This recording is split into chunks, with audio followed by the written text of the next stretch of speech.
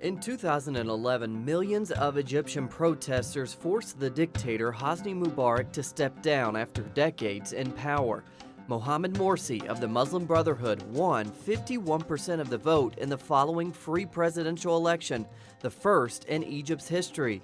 But tensions soon emerged between the Muslim Brotherhood and the Egyptian army, the backbone of the former regime.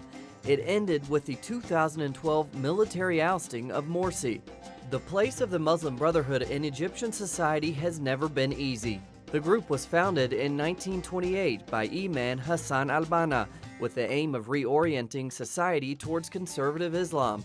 It combined political activism and charity work, but it faced decades of repression in Egypt.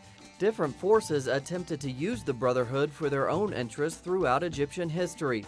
During the 1950s and 60s, for example, the CIA and Britain's MI6 supported the Brotherhood in order to undermine the nationalist president Gamal Nasser. According to Miles Copeland, a former CIA operative in Egypt, the Brotherhood fulfilled the goals of Western interests and was infiltrated by U.S. and British intelligence services. Later, when Sadat became president in the 1970s, he briefly supported the Brotherhood in order to undermine the Egyptian left. This effort backfired, though, when the Brotherhood became stronger in the wake of economic liberalization. Budget cuts and privatization made many of the poor supportive of the Brotherhood's charity networks.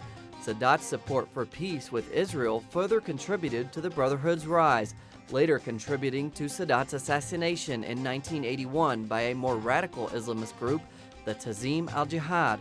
By the 1990s, the group was Egypt's most popular movement. However, the rise of the Brotherhood was a challenge to the West.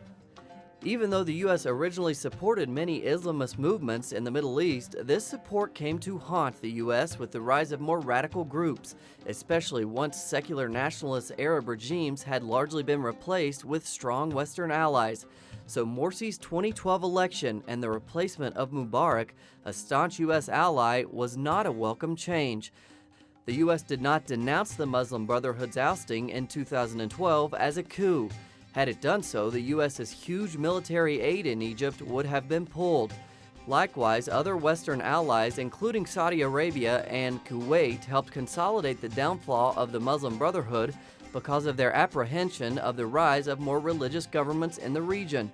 Huge foreign economic aid from Kuwait and Saudi Arabia thus helped stabilize the Sisi government. Sisi's security crackdown has so far left up to 40,000 jailed and thousands dead or injured, according to the Egyptian Center for Economic and Social Rights. Yet the State Department describes the Sisi government as engaged in a transitional process to democracy. For many Egyptians, the hopes and dreams expressed in the Arab Spring have, for now, been replaced by a chilling winter.